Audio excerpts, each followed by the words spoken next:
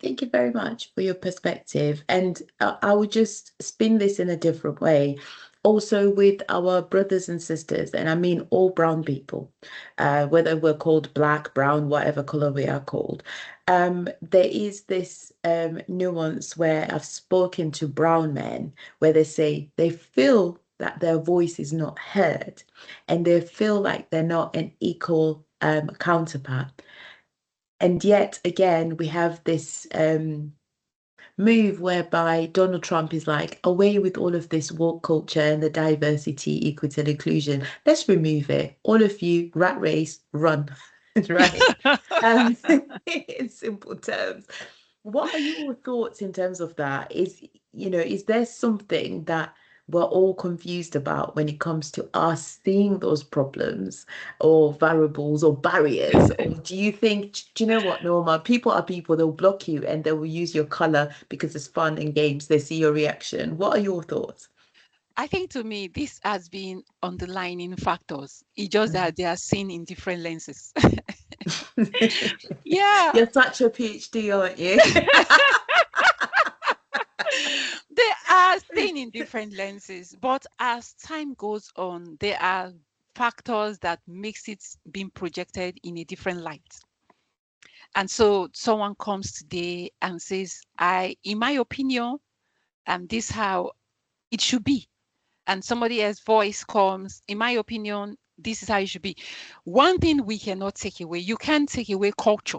There are some things that are rooted, and it looks like already part of a system, part of a structure.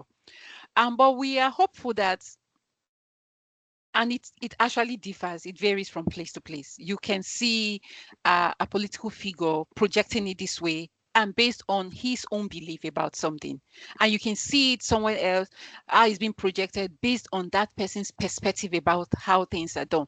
But in it all, I think that these are things that we have been going in circles, Noma. It's just that it's just it's giving a new name. It's just giving a new name. We are modernizing it. It's been there, it's been there. And I think to me, what can help it's how different fragments in organizations begin to project it. And it goes a long way to, like you human resource. What kind of culture is being built in your organization? How, so it starts from one person, how the perspective, how are we seeing it? And this notion we are talking about, it starts from somewhere and it begins to evolve. Where you see yourself per time, how you interact with people, it begins to project. You can go to an environment and you say, no, I can't work in this place. The environment is very toxic. And why? It is because of how the policies have been put in place, how the environment and the processes, how we bond, how we interact, how we see ourselves. So it starts from everyone. Everybody should not point hands at the political figure in a place, but it starts from you. What am I doing in my space? I'm in the boss. I see someone, not my color. How do I perceive? How do I see that person? Do I see that person not like myself? Do I see that person that it just our color that different? We are humans. We are same, and we have the same feelings. Or we see ourselves that I am better than you. My daughter, she's doing some kind of marketing kind of job at free times, and when she was speaking with me and she told me that mommy, I saw this white person and I was like scared to go and meet the person. And then when I say black person or brown person, I'm a bit comfortable with the person. And I began to speak with her that I think it's a thing of mindset. And then I just saw that, you know what, when you go and just see that we are all same, we are the same, there is nothing different about us. We have the same feelings, it's the same blood that runs in us. And she just comes and like, yeah, the conversations began to change. So I think it has to do with, in as much as there's a lot of resolution about it, there's a lot of campaign about it, but it comes from in our own roots, in our own space, in our own sector, what are we doing?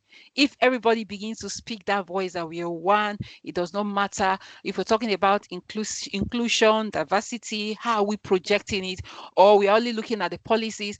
It's not about the policies, it's about how that practical side of things in our own space. So why I was talking about the human resource person, you are in your office and the kind of policies you put in place in terms of how you employ people, in terms of how you're looking at the way the live is conducted, the way you're looking at the space, how your environment, how that connection, apart from the work. I don't know why I'm always talking about experience. I think it has to do with it has to do with the project I'm doing. You're looking at behind and behind the work you're doing. There is a human, there is there is somebody that has a life, has feelings, he's a human being. So other than the policies, and we begin to see ourselves beyond the structure, and we begin to know there's a human being behind that. I think that will go a long way to help us, really.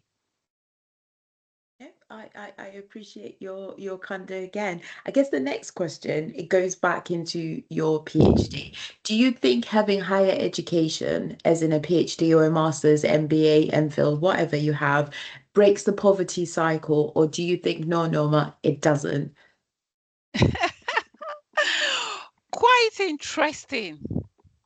I think the first thing to me that PhD, though I'm still in my early phase of it, is that I'm beginning to see things in a different light. And if talking about poverty, it's about just the monetary part of it. With my PhD, I'm seeing a different light. Poverty is not only the money I have, if I don't have the money in the bank, or my money, or what I have in terms of my resources. Poverty in the brain, poverty in the thinking. And so I would say, first and foremost, the way we journey through our PhD, it's like seeing the end from the beginning. Many people, they want to go into PhD and they're like, okay, I want you to get a job. And when I get a job, a very good job, I think that I'll be out of unemployment. I think I'll be able to do well. And why somebody else says, I see PhD as I want to make a difference. And so it affects or propels every step you take. Most times when you see it as you want to make a difference, you want to contribute something. That passion is what drives you, and by default, it brings the resources. I can be here and I can say, okay, yes, I want to be a consultant. I want to be able to provide service excellence. And someone out there may just see my post or something and say, oh, I love the way you spoke. That may not have been in my mind. I just want you to come to my organization. I want you to advise on this. And that is how I begin to break out of what I thought that is my comfort zone. So the PhD on its own, to me, it's an eye-opener. It's self-discovery. If you look at it as the end goal to alleviate poverty, then you're going to be streamlining yourself. You're going to be too narrow-minded. You're going to say at the end of the PhD, doctor is added to my name. I want to be a lecturer, a senior lecturer, and you begin to grow in the academic line. Sometimes before you get promoted, it becomes there's a lot of bureaucracy and steps and steps and steps. I think at the end of the day, if your focus is the poverty, you will get frustrated.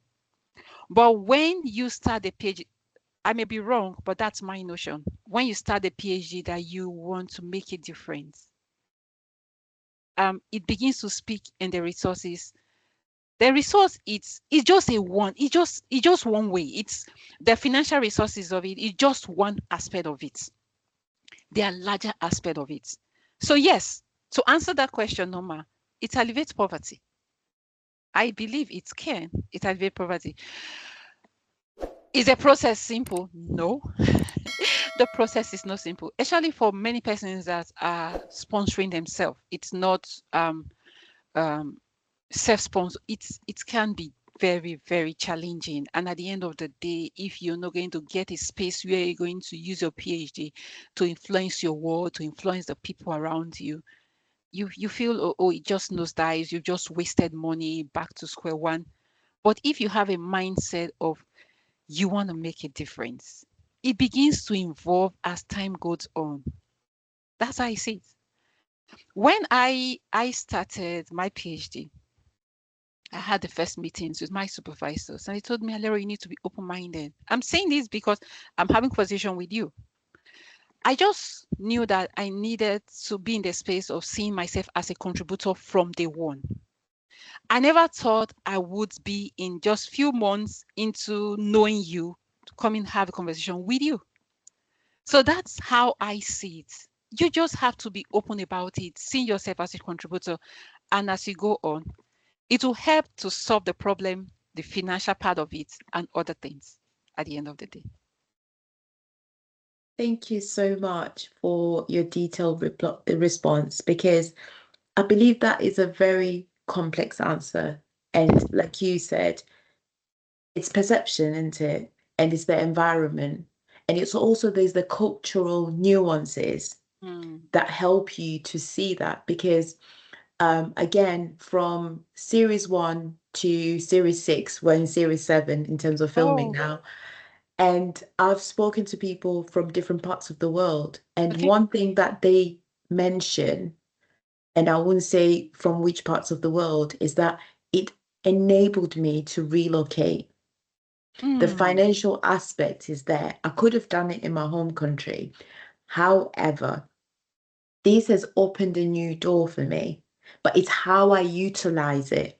But at the same time, in terms of looking back, the opportunities there due to other challenges politically, I wouldn't Mm. have been able to add on to the body of knowledge the way I intend to.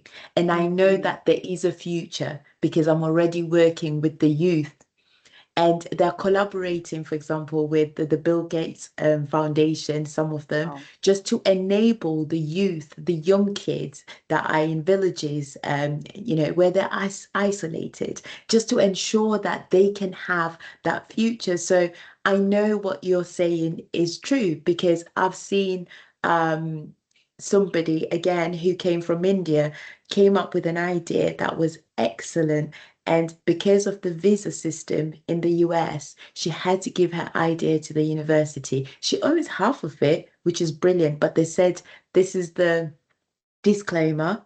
NDA, you can't take it back to India. So Mm. therefore, there are limitations, Ooh. but it's a start, isn't it? Yes. Because now you understand the game. It's rigged, but there's opportunity in the problem. And it's Yeah. how you see the opportunities in the problems. Like you're saying, it's not just monetary, there's Hmm. so many aspects of it. It's like an onion. You're crying, but when you put in your food, yeah, your meat is tasting. Very true. I love that analogy. Very true. Very true. Yeah, yeah, yeah. So, You're right, Noma. Like when I just started my PhD, I it's just there was this passion within me that I want to get a platform. And that platform, I want to see it as a space where I'm able to translate my research insights into actionable strategies around service delivery and customers experience. Because like I mentioned, I do a lot of service, even my home country, a lot of designing, planning events. But what I began to see when I began to look into my research is to have a platform that, apart from, it's going to be in twofold. So that's area of providing the service on service excellence. I want to see a platform where I'm able to share my research journey. I It was after I thought about that when you talk about PhD hard talk, I was like, wow, people have gone in and they've been doing these things. Where I'm able to have a platform, it's something at the back end. I'm going to have a platform where I'm able to share my research insight. It's not just ending in the books, the journals. I want to be in a space I'm able to translate all those insights to strategies, and then I'm able to contribute, have that, should I call evidence based? way to contribute that, okay, I'm consigning this is what you can do, this is what you can do, not just telling you the frameworks, but being able to translate them. So it, like you said rightly, it comes from passion. It comes from passion. When you start a journey, when you open your mind to what you're doing, you begin to see how you can contribute. Sometimes it can have its challenges. And I've asked myself, okay, when I'm done, what are my plans? How can I contribute back to my home country? And I used to tell myself, okay, when I get to that time, I would cross a bridge. I understand that it definitely would be a huge a huge difference to where I'm coming from. No, thank you very much. And I'm in agreement. But you'll be glad to know this is the final question. So, in your opinion, do you think PhD hard talk is beneficial to the doctoral community and also the universities and where we might be going future wise? Or do you think normal call it a day? This is useless, it's not working. What is your opinion? I would say that you're doing very well. Honestly, I wonder how that passion was bettered, but I can say you're on the right track because you're contributing both academically and practically. People can look watch your programs and able to coin out things that see how our conversation had been. Students, researchers can come in and see areas that will be beneficial to them. Sometimes you look at books you want to read, but picking your section, just 30 minutes, 45 minutes, sit it down, it brings a fresh perspective. It brings adding knowledge to the body of knowledge. It's you projecting it with a different light, and the world is digital today. It's something that at the end of the day, a research student can look at and see how it contributes to him or her in the space of their doctoral program. And then it can also help in the practical side of it. Businesses can look at it and say, okay, this is what we can do that can help us. So I would say in the doctoral space, it's contributing a whole lot. It's contributing a lot. You adding to the body of knowledge by having the conversations, having interactions with PhD holders, with people in the academic space, scholars, people that have been able to, they are still, after their PhD, they are able to have these conversations, how they have advanced with their PhD and able to share insight. This is very important. And you're not speaking to just some set of persons. You're able to capture the mind of the early researchers. You're able to capture the mind of those in the middle of the way and those that have gone ahead. Seriously speaking, just our conversation, I have learned a lot what I need to do before I go for that ethical part. You may look at it that it's just casual conversations, but a whole lot is being done. It's so impactful. So to those out there in the academic space, to those out there in the practical space, so you're doing a great whole lot of job. And I would say that this can only, this is just the beginning. What I see, I'm not a prophet, what I see with PhD Hard Talk, the name alone draws an attention. And anybody that sees it, like, yeah, PhD is really a hard thing, but let me come and see what the person is talking about. And you see that the name Hard Talk, you begin to drill in to see that there are ways you can go about this thing. At the end of the day, you get what you're looking for. So well done. Thank you so much for your kind words. I am genuinely humbled. I would like to take this opportunity to everybody at home to say, thank you very much, Alero. Details will be at the bottom of the screen. If you are interested, don't forget to subscribe, like, share the content, and share the links. Do whatever you like. And if you've got questions, you may contact Alero. She may not respond in 24 hours. Sometimes the PhD is just PhDing. We just need silence. So bear with us. Yeah. But thank you again, Alero. Thank you so much. Thank you, Norma, for everything you're doing. People allowing people to identify themselves, allowing people to find their voice in the academic space, allowing people to go through the journey, and allowing people to enjoy the process in the journey. Yeah. Thank you. Thank you so much.